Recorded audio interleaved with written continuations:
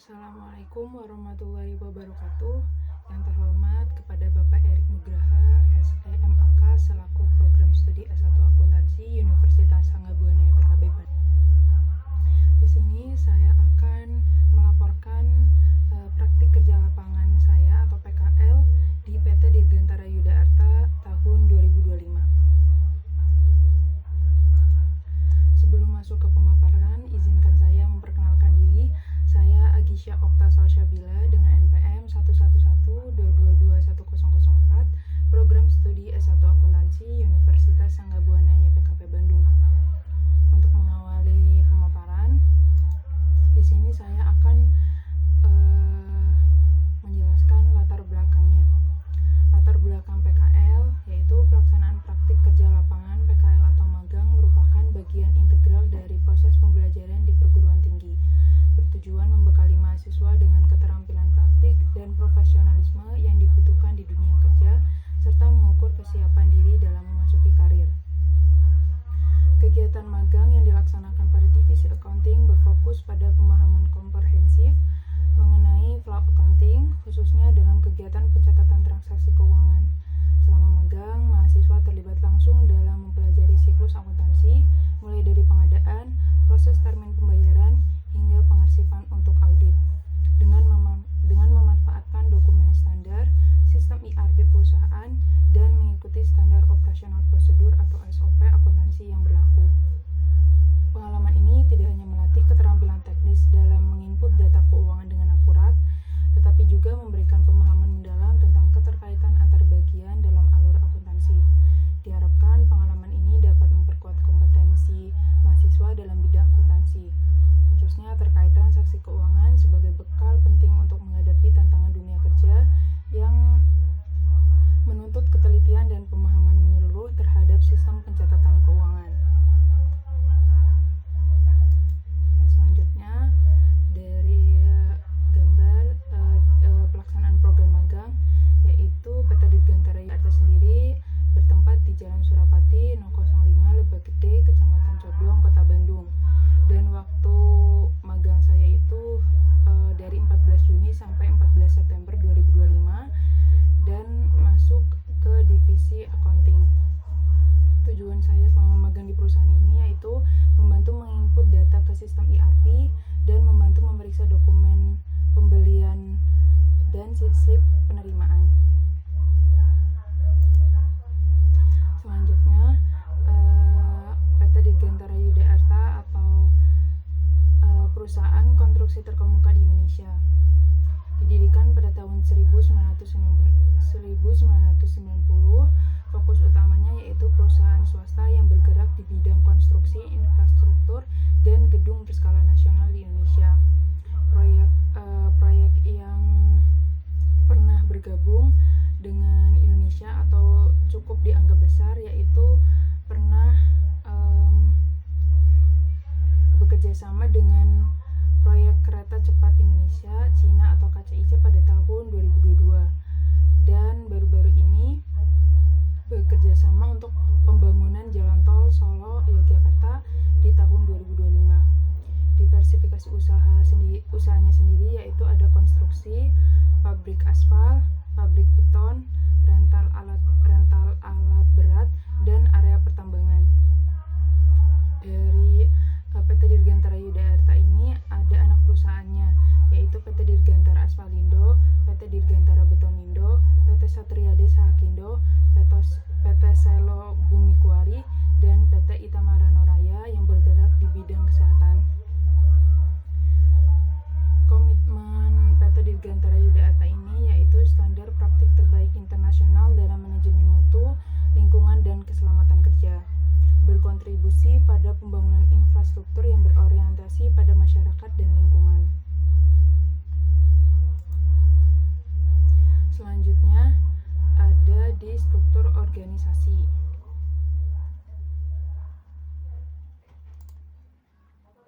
Struktur organisasi PT Dirgantara Yuda Arta berbentuk lini dan staf yang dipimpin oleh direktur utama dan didukung oleh sekretaris perusahaan.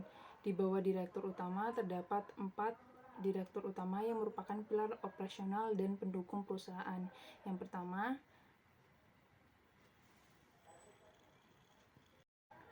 Yang pertama, Direktorat QHSH, IT dan ME atau biasa disebut Quality, Health, Safety, Environment, Information Technology, dan Mechanical Electrical.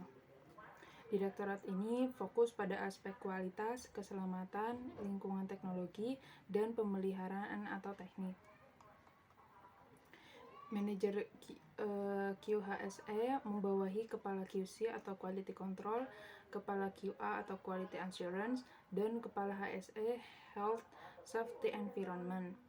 Manajer IT dan ME membawahi Kepala IT dan Kepala Mechanical Electrical.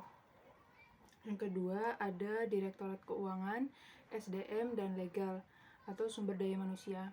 Direktorat ini mengelola keuangan administrasi, perpajakan, sumber daya manusia, dan kepatuhan hukum. Ada manajer finance, membawahi kepala finance dan kepala payroll. Lalu ada manajer accounting and tax, membawahi kepala general accounting, accounting payable, kepala tax, dan kepala aset manajemen. Selanjutnya ada manajer HRD, legal dan GA atau General Affair, membawahi kepala HRD, kepala legal, dan kepala GA. Selanjutnya ada Direktorat Proyek.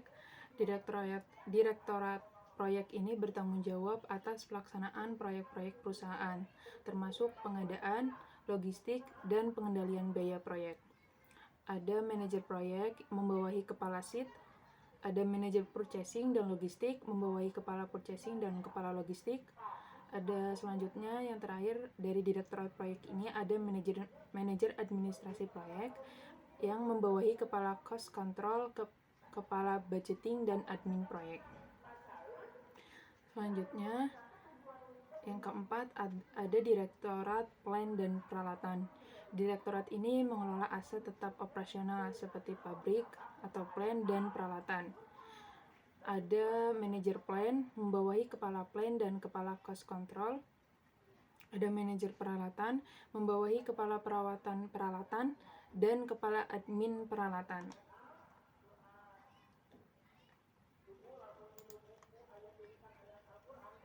Untuk slide selanjutnya, visi dan misi PT Dirgantara Yuda Arta. Visi misi PT Dirgantara Yuda Arta. Yang pertama, visinya yaitu menjadi perusahaan konstruksi berskala nasional yang mandiri dan terkemuka di Indonesia. Artinya menunjukkan tekad perusahaan untuk tidak hanya beroperasi secara luas di berbagai wilayah, tetapi juga mampu berdiri secara mandiri dengan memanfaatkan sumber daya internal serta menjadi salah satu perusahaan konstruksi yang memiliki reputasi unggul di tingkat nasional. Dari misinya, yang pertama ada melaksanakan seluruh pekerjaan dengan mengutamakan kualitas, ketepatan waktu, dan efisien. Yang kedua, mengembangkan sumber daya manusia yang berkualitas secara berkesinambungan. Yang ketiga, melakukan inovasi dan adaptasi yang berkelanjutan sesuai dengan perkembangan zaman dan teknologi. Dan yang keempat, serta aktif berpartisipasi dalam proyek strategis nasional di Indonesia. Arti dari misinya yaitu menekankan pada kualitas, ketepatan waktu, efisiensi, pengembangan SDM, inovasi, serta partisipasi dalam proyek strategis nasional untuk menjaga daya saing dan kontribusi pada pembangunan berkelanjutan. Strategi bisnis PT Dirgantara Yuda Arta. Ada Complete Construction Service atau jasa konstruksi lengkap, punctuality atau tepat waktu, quality atau berkualitas, dan independence atau mandiri. Nah, yang pertama yaitu Complete Construction Service atau jasa konstruksi lengkap. Fokus utamanya tidak hanya pembangunan, tetapi didukung anak perusahaan untuk produksi asphalt hot mix, concrete ready mix, stone quarry, dan penyewaan alat berat. Manfaat strategisnya yaitu integrasi penuh, menekan ketergantungan pihak ketiga, dan memastikan kelancaran pasokan material atau peralatan. Lalu ada punctuality atau tepat waktu. Fokus utamanya adalah komitmen utama melalui perencanaan matang, manajemen proyek modern, dan koordinasi tim yang kuat. Manfaat strategisnya yaitu efisiensi biaya dan memperkuat kepercayaan dari pemangku kepentingan. Lalu ada quality atau berkualitas. Fokus utamanya yaitu prinsip yang dijunjung tinggi, mencakup material, proses, hingga hasil akhir. Setiap tahapan melalui pengendalian mutu yang kuat. Untuk manfaat strategisnya yaitu memastikan proyek memiliki daya tahan dan memenuhi spesifikasi yang dipersyaratkan. Yang terakhir, dari strategi bisnis ini yaitu ada independen atau mandiri. Fokus utamanya yaitu memaksimalkan potensi internal dari SDM, peralatan, unit usaha pendukung untuk menekan ketergantungan eksternal.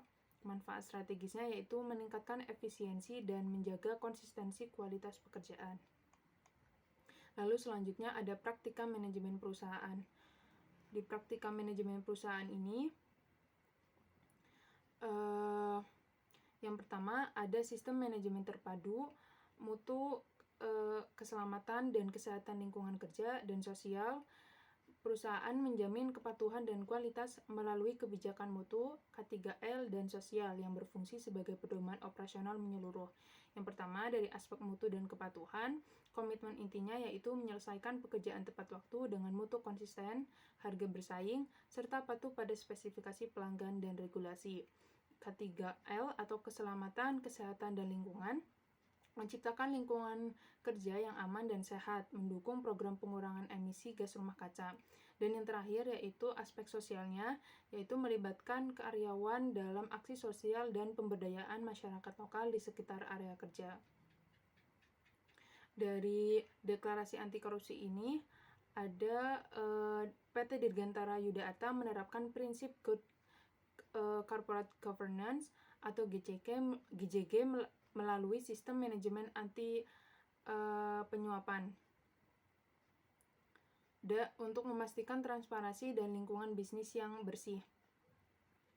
Yang pertama ada basis hukumnya yaitu kepatuhan kuat terhadap peraturan perundang-undangan termasuk UU Tindak Pidana Korupsi. Praktik intinya itu ada pelaksanaan ketat prinsip 4T dari tolak suap, tolak komisi, tolak hadiah, dan tolak jamuan. Pengawasannya melakukan uji kelayakan atau due diligence berkala dan memberlakukan sanksi tegas bagi setiap pelanggaran. Dukungan pelaporannya yaitu menyediakan sistem pelaporan atau whistleblowing system dengan jaminan kerahasiaan dan perlindungan bagi pelapor. Tujuan akhirnya yaitu memastikan integritas, meningkatkan kepercayaan pemangku kepentingan, dan memperkuat posisi perusahaan sebagai entitas konstruksi yang terkemuka dan bertanggung jawab. Di slide selanjutnya ada pengalaman pembelajaran. Dalam pelaksanaan PKL di PT Dirgantara Yuda Arta, penulis berkesempatan untuk lebih memahami secara langsung salah satu rangkaian flow accounting yaitu pada bagian transaksi keuangan perusahaan. Kegiatan yang dilakukan meliputi verifikasi bukti transaksi, penginputan data mulai dari pembelian volume material ke dalam sistem ERP, pemeriksaan saldo utang dan invoice, hingga keikutsertaan penulis dalam melakukan pengarsipan untuk kebutuhan pemeriksaan audit. Proses ini menekankan bagaimana pentingnya ketelitian dalam melakukan pengecekan data dan kesesuaian antara bukti transaksi dengan data yang ada di perusahaan, serta penerapan yang sesuai dengan SOP yang berlaku. Selain itu, pemeriksaan laporan transaksi harian maupun bulanan memberikan wawasan mengenai bagaimana data keuangan diolah menjadi informasi yang bermanfaat bagi pengambilan keputusan manajerial. Melalui pengalaman tersebut, pemahaman mengenai praktik akuntansi di lapangan semakin berkembang, terutama dalam menjaga transparansi, akurasi, dan akuntabilitas pada setiap transaksi keuangan perusahaan. Kesimpulannya, yaitu pengalaman PKL pada bagian divisi akuntansi di PT Dirgantara Yuda Arta memberikan pemahaman nyata mengenai pentingnya ketelitian dalam verifikasi dokumen, penginputan data ke sistem ERP, sampai ke pengarsipan sesuai dengan prosedur yang berlaku. Keterlibatan dalam menyusun laporan transaksi harian atau bulanan juga memperkaya wawasan tentang bagaimana data keuangan diolah menjadi informasi yang relevan bagi pihak yang berkepentingan. Melalui pengalaman ini, pemahaman tentang praktik akuntansi di lapangan semakin berkembang, serta memperkuat keterampilan teknis yang dibutuhkan dalam dunia kerja, terutama dalam bidang akuntansi dan keuangan. Itu saja yang bisa saya paparkan. Terima kasih. Jika ada salah kata mohon dimaafkan. Wassalamualaikum warahmatullahi wabarakatuh.